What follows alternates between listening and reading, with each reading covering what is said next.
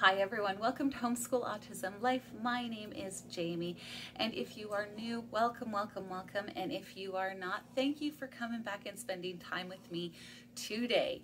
So I'm really excited about this video. I've been enjoying the process of buying curriculum and looking at it. I've had it ready for quite some time because I'm kind of that person, but I was able to buy the last of my curriculum recently, and I am super excited to share it with you. So I'm going to do my curriculum videos a little bit differently, I guess, where I'm going to kind of break it up. So I'm going to break it up between, for my autistic son, who's 13 years old and technically in grade 7, I'm going to do his video next or later. I'm going to do my typical developing daughters who are in grade 6, going into grade 6 and going into grade 4. I'm going to do that today, and then I'm going to do my Fun Friday picks then. All right, so for the first thing that my girls do in the morning is do their math and their Bible.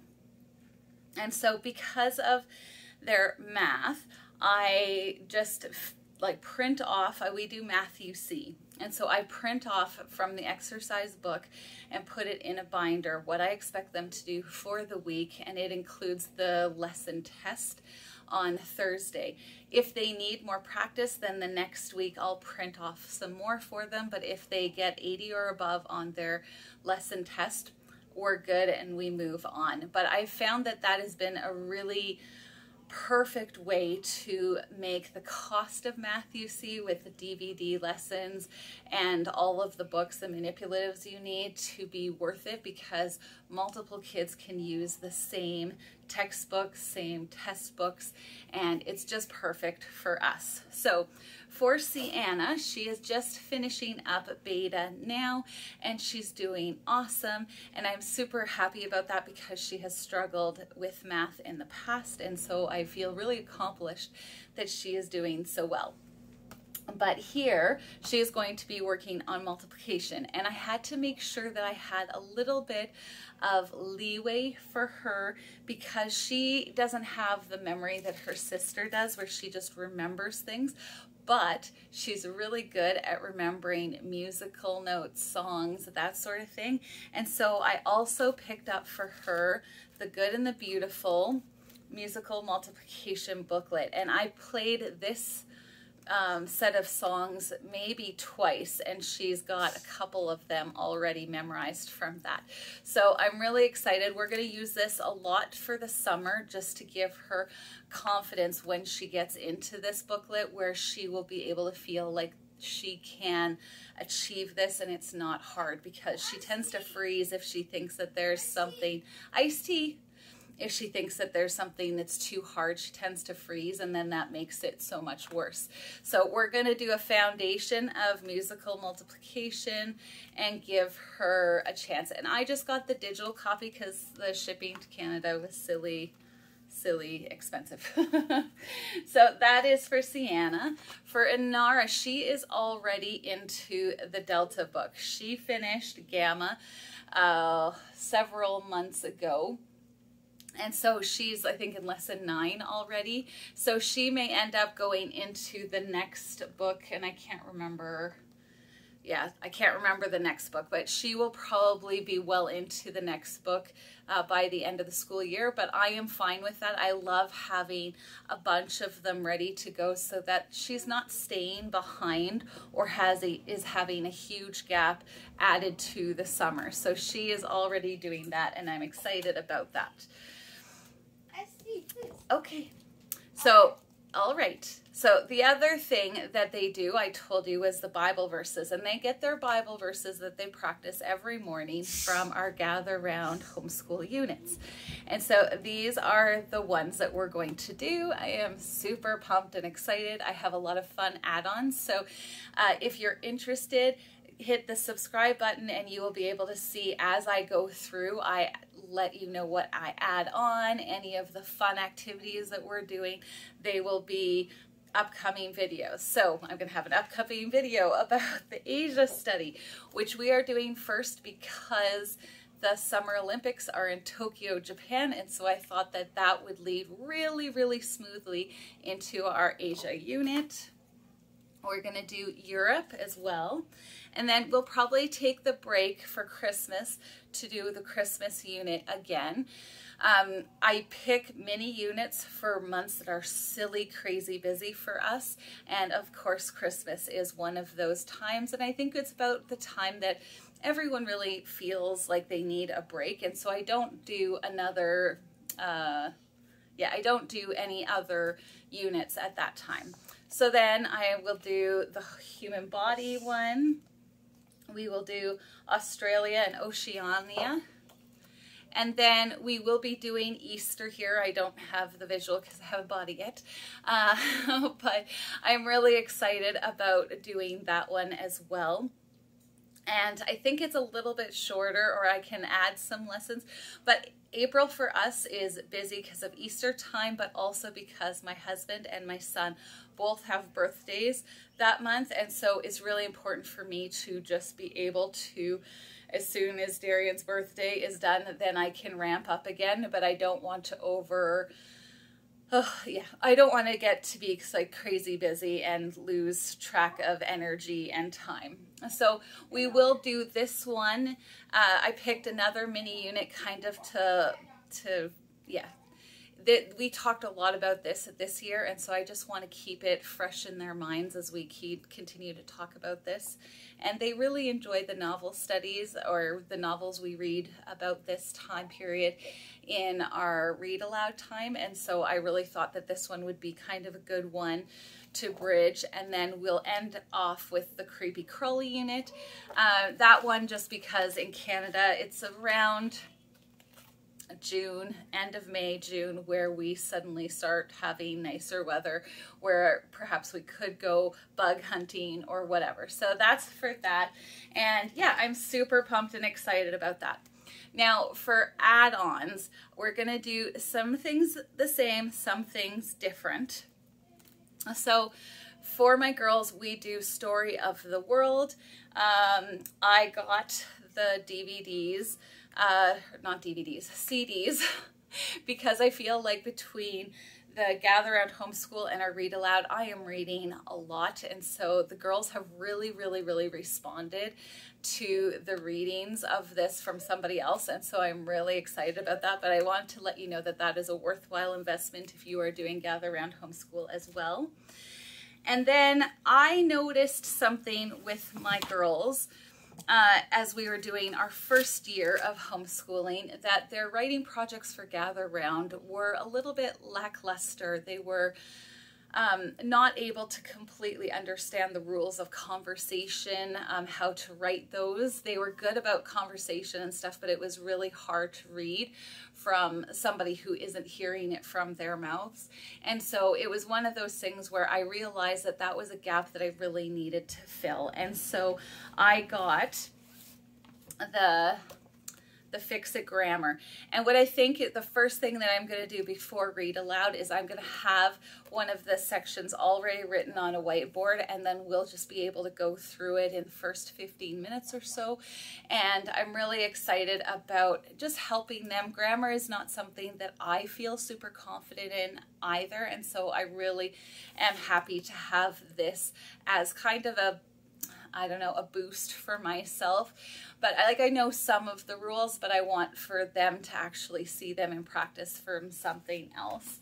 And I got grammar to the Fix It Grammar Robin Hood book. So this is Nose Tree and this is Robin Hood, just because I wasn't sure where we were going to fit and I didn't want to be doing something that was way too young. Now, also, because of what I had seen with their writing, I realized, again, I needed to help them with storyline, like outlines and stuff like that, so their stories aren't kind of broken. They're really into like the action of the story, but not explaining what comes before or what comes after. There's a lot of conversation, but not a lot of explaining what's going on. So in their head, they've got this clear idea of what's happening, and then they read it to you and you're like, okay, well, how is that person talking to that person? Well, they walked over there. Okay, you need to tell me that. And so because of that, I went and got the Structure and Style from IEW. Now, I had heard this from lots of lovely ladies on YouTube, and it just sounded like exactly what I was looking for, copying other people's story, breaking down the outlines, kind of, you know, reverse engineering the story so that they can understand how they need to do their stories. And so I'm really excited about doing this. And the way I'm choosing to use this is every time we have a page in our Gather Round units that's talking about our story or our major outline. Okay, I'm going to say this wrong. Our major writing project, that we do this instead. And it seems a little bit counterintuitive to do that, I think, because you sit there and go, well, that's the point of the writing and whatever. But I really feel that I need, at least for this year, we need to fill in the gaps of those missing components of their stories. Otherwise, I'm just setting them up for mistakes and issues if they go into college and whatever and don't know how to write a proper writing book or essay or whatever. I really want to give them the foundation. And so I don't feel like that's a gap. And I would like, you know, usually I have them share that information or do a presentation to their father with that information. And so I figure what I'll do is I'll just have them read the stories they've written, or if there's any free writes at some point that they write about something they learned in the units that we're studying. I just think that that's going to be a better fit for our family, just to make sure that I fill those gaps in and give them confidence in their writing, and not just be the one kind of picking it apart and going, well, why didn't you add quotation marks there so that we knew, you know, and the paragraph, you know, every time somebody speaks, you need to have another paragraph. And that was really frustrating to Inara. So maybe having someone else tell her, it will be accepted easier. So the other thing that I am doing, and I'm not 100% sure if I'm going to be doing this on Fun Friday. So you might see this on Fun Friday's video as well, but I haven't worked out all the details of how I'm going to do all of it. But I really feel like I need to help them with some of, you know, establishing good habits. It wasn't something that I ever learned how to do in school. And so I really want to give them a foundation of, you know, I don't know. I think we all see areas of improvements our kids can do, and I feel like this will definitely help them learn how to develop good habits and not feel like they're just getting in trouble for no reason or whatever. Like, we can talk about those and have a really good discussion about how to learn how to do these things that mommy is asking them to do or daddy's asking them to do. You know, what is good table manners? Because like I said, we don't tend to have lots of people coming over or going out to people's house because of my son Darian. And so, you know, you sit there and you go, you really see the gaps in what you've taught them when suddenly you're like, okay, and now we need to pray at the meal, or don't eat before someone else prays, because we kind of eat all over the place. Darian eats in the living room, and the girls eat before the parents do because we're busy trying to get everything else taken care of. And so there's been gaps in those areas, and so I really wanted to address them. I'm, again, not sure how it's going to work out, but this is a curriculum that I bought as well. So the last thing that I wanted to say was my girls do music lessons, and they're in quotation marks because we don't go anywhere to do those. My daughter does Hoffman Academy. My youngest daughter does Hoffman Academy on the piano, and my eldest daughter, she has been doing trumpet this year, but she really wants to try the violin. And so we got one for Christmas, but it's a little bit finicky, and so I want to make sure that she understands that she needs to follow these lessons a little more closely, where with trumpet she could just find a trumpet video and try and figure it out and pick out the notes.